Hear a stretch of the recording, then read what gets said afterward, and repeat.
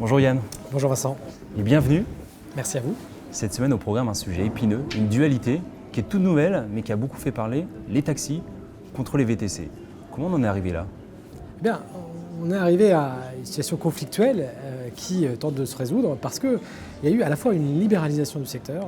En 2009, on a créé un statut très libéral, sans réglementation contraignante, qu'est les VTC, et puis des nouveaux outils technologiques, des services de mise en relation par application mobile qui sont rentrés sur le marché aux alentours de l'année 2011-2012. C'est surtout qu'avec Uber, en 2 clics, vous êtes transporté où vous le souhaitez par un chauffeur sélectionné.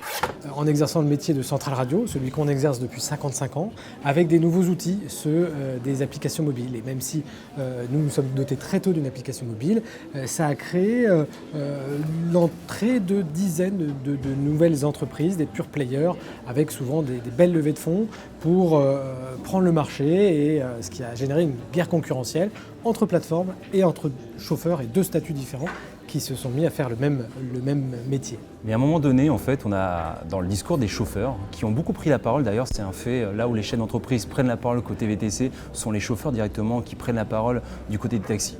On a l'impression que c'est des acteurs illégaux. Les VTC sont des acteurs qui sont sans foi ni loi. On n'a plus de place pour se garer. Alors c'est qui? Vous allez à Roissy ou à Orly, il n'y a que les VTC. Alors que structurellement, ils sont tout à fait dans la loi. Pourquoi on en est arrivé justement dans cette logique de critique? Alors, les chauffeurs de VTC, le statut de VTC existait avant ce conflit. Donc il y a naturellement une majorité de chauffeurs de VTC, d'ailleurs issus de la grande remise, qui est le statut précédent, qui exercent dans un cadre tout à fait légal avec notamment leurs clients, et certains ont utilisé ces plateformes. Au travers des plateformes, on a cherché notamment à se rapprocher du client et à stationner, je vous donne un exemple, stationner dans la rue. Et c'est vrai qu'un chauffeur de VTC qui aujourd'hui stationne dans la rue et qui attend son client dans la rue est dans l'illégalité. Pourquoi? Parce qu'il y a l'existence d'un monopole, celui des licences de taxi, et les chauffeurs de taxi ont payé cher l'achat d'une licence qui leur donne le droit de stationner et de circuler sur la voie publique en attente de clientèle. Et ça, c'est l'un des fondements de ce conflit. Il y a naturellement d'autres contournements de règles. Ils n'ont pas le droit de racoler, ils n'ont pas le droit de charger dans la rue. Ça, c'est notre privilège à nous. Si on veut les modifier et les refondre, il faut tenir compte de l'existant et notamment de ces investissements au travers de la licence. Plus fondamentalement, on a l'opposition de deux cultures. La culture de celle d'une profession réglementée, ancestrale mais qui est centenaire et qui a l'habitude de respecter des règles et qui en appelle à l'autorité pour faire respecter ces règles. Et la culture de nouveaux entrants, des plateformes qui, elles, ont une culture disruptive, qui cherchent plutôt à contourner les règles pour pouvoir réussir à gagner des parts de marché ou à conquérir des clients. Donc on est dans cette opposition culturelle. Je pense que de ce conflit, on doit tirer deux conclusions. La première, c'est qu'il faut tirer un avantage pour le client, pour les passagers. Il faut trouver des solutions pour que ce monde, ces professions coexistent pour mieux servir les clients. Et l'autre, pour que les chauffeurs aussi puissent continuer de vivre convenablement de leur métier. On parle du client, c'est un point qui est hyper central. Est-ce que justement la voix ne vient pas du client? Et si le client a décidé aujourd'hui de se tourner en partie vers les VTC, c'est qu'il n'y a pas eu un manque justement de prise en considération de la part des taxis? Est-ce qu'il n'est pas là le problème? Alors, les outils technologiques des nouveaux entrants, on s'en est doté très rapidement. En revanche, il y a des modèles économiques, notamment des offres tarifaires, plus de transparence sur le prix, un service où on peut suivre le véhicule, on peut noter le chauffeur. Ça, ce sont des services qui ont été introduits par des nouveaux entrants et que le consommateur apprécie.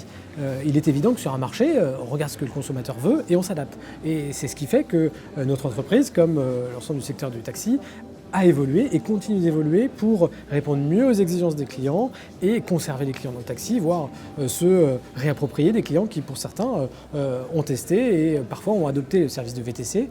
Et on voit que certains reviennent au taxi parce qu'il y a d'autres avantages dans le taxi. Un chauffeur de taxi qui refuse de vous prendre pour telle destination, il suffit d'écrire un courrier au Morillon et il sera convoqué pour justifier son comportement. Le chauffeur est dans son élément, chauffeur de taxi dans son élément dans la ville. Le certaine chauffeur aisance taxi dans sa professionnel le chauffeur de Non, VTC je n'est ne pense pas qu'il faille caricaturer de cette manière-là. Je pense que tout simplement, il y a en moyenne, c'est des moyennes d'expérience, où on sait que le chauffeur de taxi, être un chauffeur de taxi, c'est un métier dans lequel on s'investit pendant plusieurs années, et puis on constate que c'est différent pour le chauffeur de VTC moyen. Encore une fois, je ne veux pas dessiner un seul et unique profil d'un chauffeur de VTC. Je vous ai parlé d'anciens de la grande remise, qui est encore une autre façon de travailler, mais simplement, j'essaie de vous expliquer pourquoi certains tireraient plus d'avantages à venir en tant que client sur un service de taxi qui est plus sécurisant par certains côtés et aussi qui a des avantages. De pouvoir circuler sur les voies de bus, c'est aussi un avantage.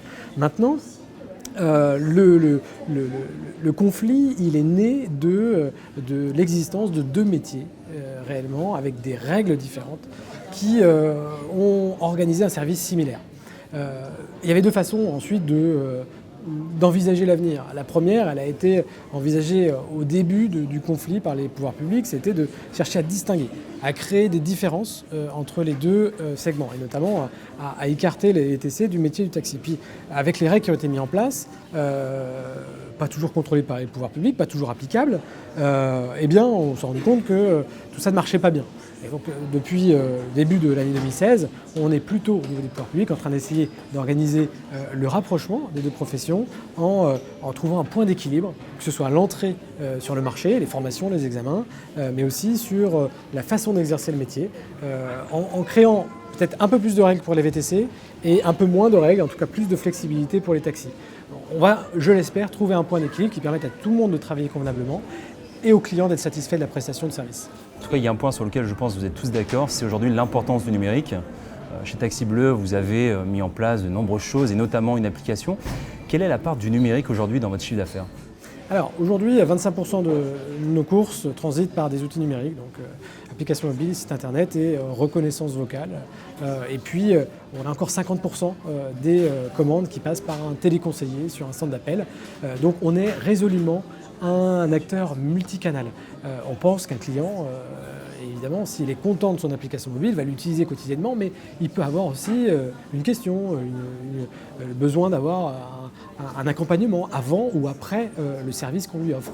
Et c'est important d'avoir la possibilité de nous joindre n'importe quand, 24 heures sur 24, 7 jours sur 7, ou de commander par un bouton connecté. Par exemple, on propose un bouton connecté avec la start-up de Button Corporation, une start-up finlandaise, qui est à destination des accueils d'hôtels, de restaurants, d'entreprises, qui facilite la vie là, des hôtes et hôtesses de ces hôtels et de ces accueils d'entreprises. Le regard global des taxis sur les VTC a l'air de s'apaiser petit à petit. Et quelle est votre vision sur des acteurs comme Hitch dans le peer-to-peer justement ? Je crois que l'intelligence humaine pour chercher à positionner, à créer des services qui soient à la limite de la règle, voire au-delà de la règle, de l'autre côté de la ligne rouge, n'a pas de limite. Et c'est pourquoi il faut faire évoluer les règles pour qu'elles s'adaptent au quotidien, mais en même temps, c'est bien qu'il y ait des cadres. Et il y a un cadre qui existe, qui est le cadre du taxi ou du VTC pour les professionnels, et un autre cadre qui est celui du covoiturage. Le covoiturage, ça permet de développer un service de partage du véhicule quand vous prenez votre voiture le matin ou même le soir pour rentrer de soirée, puisque c'est la vocation de ce type de service. Vous pouvez le partager avec n'importe qui et passer par une plateforme pour le partager. Vous n'en faites pas votre métier. Malheureusement, si on cherche à détourner un peu ce principe-là, on fait qu'on crée un service de taxi ou de VTC sans avoir les contraintes notamment de cotisation sociale, d'impôts, de charges. Et c'est là que le bas blesse parce qu'on se retrouve en concurrence avec du peer-to-peer où la différence de prix est de 40%. Et ces 40%, c'est exactement le montant de la TVA, la cotisation sociale et des impôts. Ils n'ont pas de formation. Les véhicules ne sont pas adaptés au transport de personnes. Et vous voyez venir ma question quand même. Pourquoi aujourd'hui est-ce que on tape sur Hitch, on a tapé sur Uberpop et on tape pas sur Blablacar qui est aujourd'hui un fleuron français, alors que le métier est quand même le même, à savoir faire du peer-to-peer. Un individu qui n'est pas un professionnel amène un autre individu d'un point A à un point B. Alors, Blablacar rentre typiquement dans le cadre de covoiturage qui est défini par la loi et qui, de par la loi, permet d'éviter ce détournement vers un métier professionnel, tout simplement parce que c'est le chauffeur qui décide de la destination. C'est lui qui partage un trajet existant, là où, sur le service que vous décriviez, c'est clairement le passager qui propose au chauffeur de l'amener à sa destination. Si on se projette un petit peu, il y a une tendance qui arrive, je pense comme tous les Français, vous suivez un petit peu l'actualité, je pense que c'est un sujet fondamental chez vous, c'est la voiture autonome. On voit arriver avec Google des voitures qui aujourd'hui sont pilotables, sans chauffeur, sans aucun problème, sur des longues distances parfois.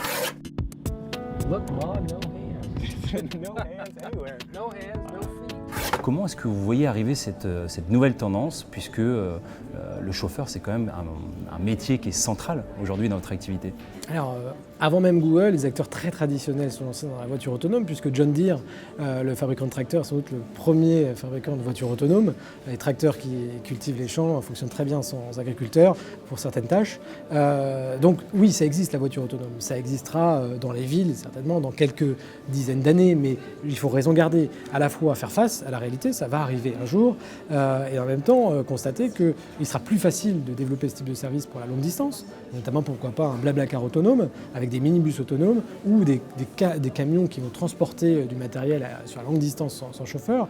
Et l'écosystème va se refondre autour d'acteurs sur la longue distance avant de modifier les services urbains qui sont très complexes, où l'environnement est le plus complexe qu'il soit pour organiser des voitures autonomes. Donc je ne veux pas ni nier la réalité, ni affoler et inquiéter les chauffeurs qui ont largement le temps de s'adapter.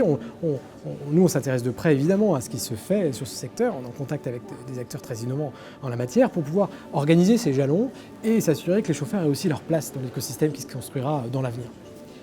On a une tradition dans cette émission, on a beaucoup parlé, excepté peut-être cette dernière question, de ce qui s'est passé par le passé. Quelle serait votre grande idée pour faire avancer la France sur ce sujet dans les années à venir? Écoutez, à court terme, pas en 2050, mais dès 2020-2022, le taxi sera durable ou ne sera pas. Le taxi dans les villes doit opérer sa transition énergétique de carburant thermique à des carburants hybrides rechargeables. On est sur de l'hybride rechargeable et de l'électrique. Et moi, j'ai un fer de lance, c'est de développer notamment le taxi électrique. Je sais que c'est pas évident, la technologie n'est pas toujours mature. On a des Tesla, ça marche très bien, les clients sont satisfaits, mais on veut en avoir beaucoup plus et il faut avoir des véhicules qui sont plus accessibles. Et donc, on a proposé au pouvoir public, aux organisations professionnelles, d'organiser ce que j'appelle le doublage vert dans le taxi. C'est-à-dire qu'une licence de taxi opérée aujourd'hui par un chauffeur avec une voiture thermique puisse être doublée par un deuxième véhicule à partir du moment où ce véhicule taxi est électrique. Ça permettrait de démultiplier l'offre de taxis électriques et de rajeunir, donner une nouvelle jeunesse au taxi, de se différencier de ses concurrents. Merci. Merci à vous.